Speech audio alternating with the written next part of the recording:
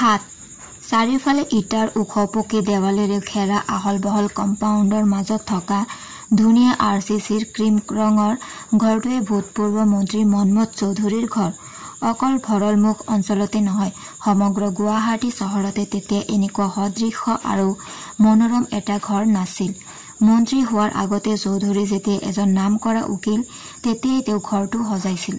তাৰ পিছত MLA হল 5 বছৰ, তাৰ পিছৰ পৰা হল মিনিষ্টাৰ।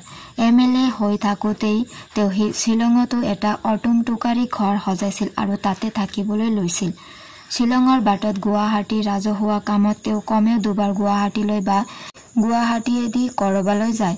কেতিয়াবা ঘৰত সোমায়, কেতিয়াবা নোসোমায়, চাকিৰ্ড হাউচতে থাকে। ঘৰত থাকে ডাঙৰ পত্নী আৰু তেওঁৰ মাজু পুতেক মৃগাংক। মৃগাংকক মেট্ৰিক পাছ কৰাৰ পিছত ছেণ্ট এডমাণ্ডছ কলেজতে নাম লগাই দিছিল। কিন্তু মৃগাংকই শ্বিলঙত থাকি ভাল নেপালে, গুৱাহাটীলৈ গুচি আহিল। কলেজত নাম লগাই লৈ মৃগাংক সংস্কৃতি কৰাত লাগিল। অপৰূপা নাট্য গোষ্ঠী খুলিলে, বিথোফেন সংগীতায়ন খুলিলে, নটৰাজ নৃত্যলোকৰ প্ৰধান পৃষ্ঠপোষক হল আৰু সদৌ অসমজুৰি নতুন সংস্কৃতিৰ ঢল বাগৰাবৰ উদ্দেশ্যৰে নতুন সংস্কৃতি নামে মাহ 2 মাহ আৰু পিছলৈ 3 মাহৰ মূৰত এবাৰকৈ ওলোৱা একমাত্ৰ সংস্কৃতি বিষয়ক পষেকীয়া আলোচনী সম্পাদনা সমিতিৰ সভাপতি হল। তেতিয়া মন্ত্ৰী মনমথ চৌধুৰীৰ জয় জয় ময়ময় অৱস্থা। মাটি চপৰা মুঠি মাৰি ধৰিলেও সোণ চপৰা হয়। চৌধুৰীৰ মজিয়াত ধনৰ চৌচৌৱনী জনজননী। অহাৰ হিচাপ ৰখাৰ সময় যিদৰে নাই, যোৱাৰ হিচাপ কৰাৰ ধৈৰ্যও কাৰো নাই। আৰু তেতিয়া মনমথ চৌধুৰী যদি শ্বিলঙত উঠি ৰজা, তস্য পুত্ৰ মৃগাংক চৌধুৰী গুৱাহাটীতে বহি ৰজা। নিতান্ত আনকালচাৰ জনেহে গুৱাহাটীত মৃগাংকক চিনি নেপায় আৰু মৃগাংকৰ নাম যি নেজানে সি নিশ্চয় কুৰি শতিকাৰ অসমীয়াই নহয়। মৃগাংক সুদৰ্শন ডেকা, গান গায় যদিও মাতটো বৰ মিঠা নহয়। নাচিব নেজানিলেও ভাৰত নাট্যম, কথাকলি, কথক আৰু সত্ৰীয়া নাচৰ বিষয়ে তত্ত্বগধুৰ আলোচনা কৰিব পাৰে। থিয়েটাৰো কৰিব পাৰে। অভিনয় কৰা আৰু ডিৰেকশ্যন দিয়া উভয়তে সমানে পাৰদৰ্শী। নিৰ্ভৰযোগ্য চৰিত্ৰাভিনেতা বুলি থকা মৃগাংকৰ খ্যাতি অমূলক নহয়। যথাৰ্থতে বৰ ধুনীয়াকৈ বিৰহীৰ আৰু মদাহীৰ পাৰ্ট কৰিব পাৰে। কিন্তু এটা কথা সকলোৱে স্বীকাৰ কৰিছিল যে অৰ্গেনাইজেশ্যন বা সংগঠনৰ ক্ষেত্ৰত গুৱাহাটীতে মৃগাংক চৌধুৰীৰ সমকক্ষ দ্বিতীয় এজন নাছিল। অৱশ্য অৰ্গেনাইজেশ্যন কৰিবৰ কাৰণে যিটো বস্তু আটাইতকৈ বেছি দৰকাৰী, সেই বস্তু মৃগাংকৰ আছিল। মৃগাংক মন্ত্ৰীৰ ল'ৰা আৰু মৃগাংকৰ জেপত নটৰ নোৰা। কালচাৰৰ কামত লাগি মৃগাংক হৈ পৰিছিল গুৱাহাটীৰ ভিতৰতে আটাইতকৈ ব্যস্ত ব্যক্তি। দেউতাকৰ পুৰণি ষ্টেণ্ডাৰ্ড গাড়ীখন পুৱাৰে পৰা নগৰৰ আলিয়ে গলিয়ে ঘূৰে, অবিৰাম অক্লান্ত। এই ৰকমে ঘূৰি ঘূৰি এদিন মৃগাংক চৌধুৰীৰ গাড়ীখন গৈ থিয় হৈছিল শান্তিপুৰৰ একেবাৰে দক্ষিণৰ পাহাৰৰ ঠিক নামনিতে থকা এটা সৰু ঘৰৰ সন্মুখত। তেতিয়া ৰাতি 8 বাজি গৈছিল। ঘৰটোৰ ভিতৰৰ মেজখনৰ ওপৰত জ্বলি আছিল চিমনিৰ ধোঁৱা লগা এটা সৰু লণ্ঠন। দুৱাৰ মুখত হাঁহিমুখে থিয় দিছিল মৃগাংক চৌধুৰী। প্ৰায় লগে লগে ভিতৰৰ পৰা ওলাই আহিছিল এজনী লাহী, সাধাৰণ বগী ছোৱালী। তেতিয়া ছোৱালীজনীৰ চকুত আছিল এযোৰ কলা গগলছ। হঠাৎ দুৱাৰ মুখত মৃগাংকক দেখি ছোৱালীজনীৰ বুকুখন থপথপাই উঠিছিল। যিজন ডেকা কলেজীয়া ছোৱালীৰ কথাই নাই, স্কুলীয়া ছোৱালীৰো ৰহস্যমধুৰ আলোচনাৰ পাত্ৰ, সেইজন ডেকা সুশৰীৰে দুৱাৰ মুখত উপস্থিত। ছোৱালীজনীয়ে বিব্ৰত বোধ কৰিলে, কিছু অপ্ৰস্তুত হল। তাৰ পিছতে হেপ ঢুকি কোনোমতে কলে, আপুনি। বৰ মন মোহি যোৱা হাঁহি এটা মাৰি মৃগাংকই কলে, মোক চিনি পাইছা? ছোৱালীজনীয়ে গৰ্বেৰে কলে, কিয় চিনি নাপাম, বহক দেই, মই মাক খবৰ দিওঁ। মাক আহিল। মৃগাংকক দেখি বিস্মিত হল। আপ্যায়িতৰ হাঁহি মাৰিলে আৰু কাৰোবাৰ ঘৰ বুলি ভুল কৰি আহিছে নেকি পোনপটীয়াভাৱে সুধিলে।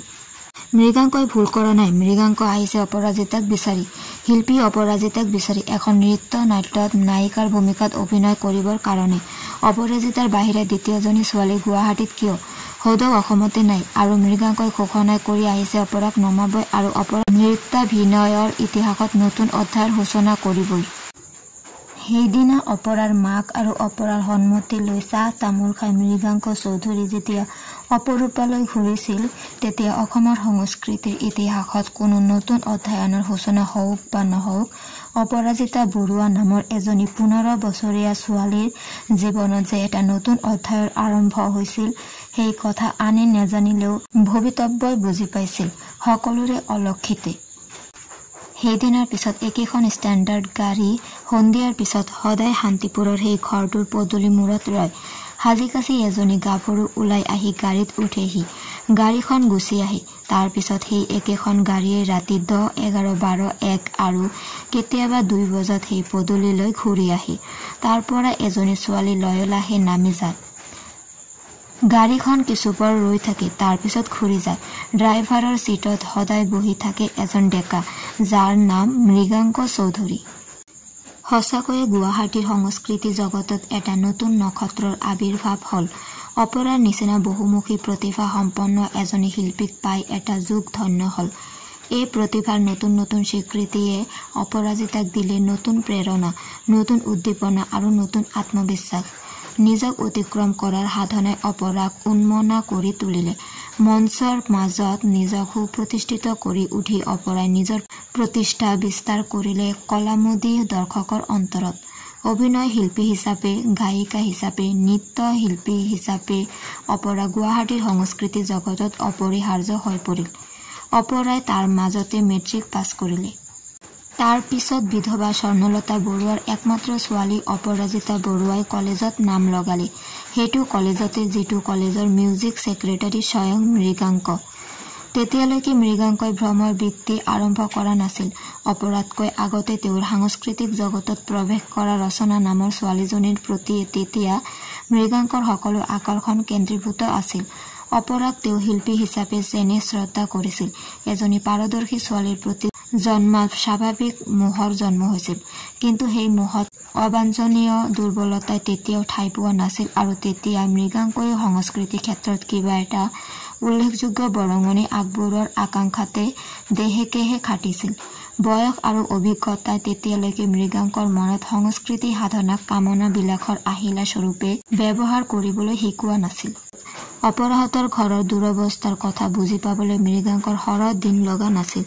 যেতিয়া মৃগাংকই দেখিলে যে অপৰাৰ সলাই পিন্ধিবৰ কাৰণেও 2000 বেছি ভাল কাপোৰ নাই, অনুগ্ৰহ প্ৰকাশ কৰি অপৰাহতক অপমান কৰিবৰ ইচ্ছা মৃগাংকৰ নাছিল, কিন্তু অপৰাহতক কিছু সাহায্য কৰাটো কৰ্তব্য বুলি মৃগাংকই অনুভৱ কৰিছিল আৰু সেইবাবে প্ৰতিটো অনুষ্ঠানৰ পাৰিতোষিক স্বৰূপে অনুষ্ঠানৰ ফালৰ পৰা দিয়া বুলি নিজৰ পৰাই যথেষ্ট টকা পইচা অপৰাৰ মাকৰ হাতত দিছিল।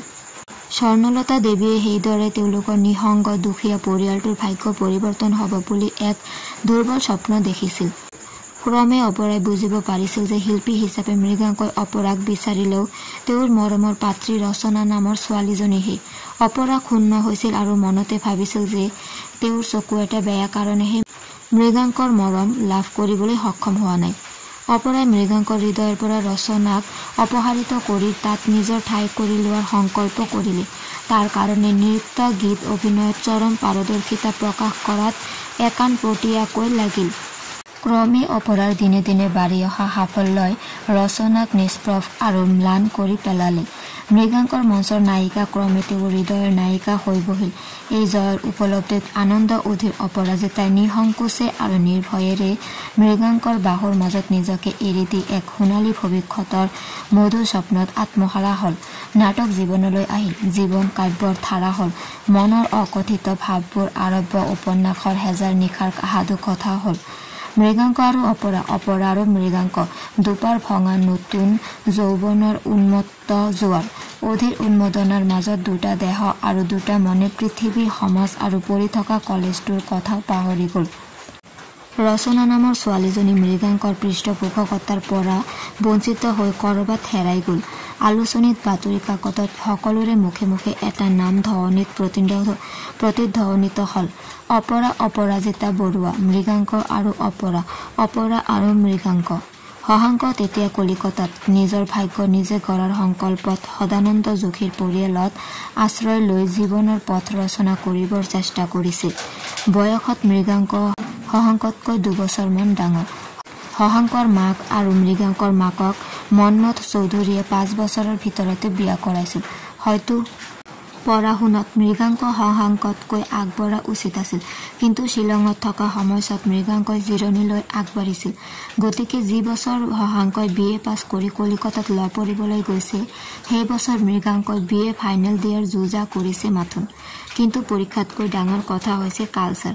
গণ্ডা গণ্ডা ল'ৰাই BA MA পাছ কৰিব, কিন্তু কালচাৰ কৰা ল'ৰাকেইটাই আছে। মৃগাংকই নিজেই বন্ধু বান্ধৱক কৈছিল, দেউতাহঁতে যদি কয় মই ভাই 3টা BA পৰীক্ষা পাছ কৰি দিব পাৰোঁ, কিন্তু এইবোৰ কৰিব কোনে? তথাপি BA ফাইনেল পৰীক্ষা ওচৰ চাপিল। অপৰাই আইৰ প্ৰথম বাৰ্ষিকৰ পৰা প্ৰমোচন পৰীক্ষা দিলে। BA টেষ্টৰ কেইদিনমান আগতে হলডৰ চুটকেছ লৈ এদিন মৃগাংক ভাটিমুৱা ৰেলত উঠিল, লগত অপৰাজিতা। ষ্টেচনত বিদায় দিবলৈ অহা বন্ধু বান্ধৱক হাঁহি হাঁহি ক'লে, পৰীক্ষা দিয়া আৰু নহ'ল, মোৰ আৰু পণ্ডিত হোৱাটো নহ'ব, বোম্বেলৈকে ওলালো, মোৰ কাৰণে নহয় অপৰাৰ কাৰণে।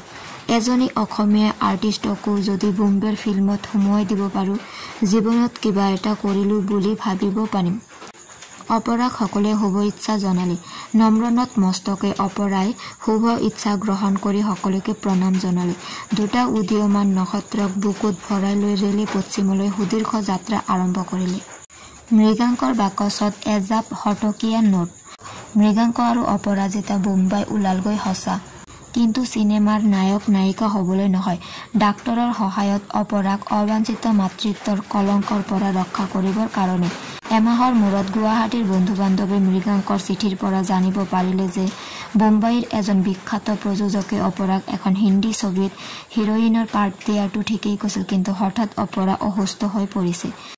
ডাক্তৰৰ মতে বোম্বাইয়ে অপৰাক খোজা নাই, গতিকে এমাহ মানৰ কাৰণে অপৰাক লৈ মৃগাংক বাল্টায়াৰ নাইবা নাইনিলৈ যাব আৰু তাতে এমাহ মান থাকি অপৰা সুস্থ হৈ উঠিলে পুনৰ বোম্বাইলৈ যাব, নতুবা অসমলৈকে ঘূৰি আহিব।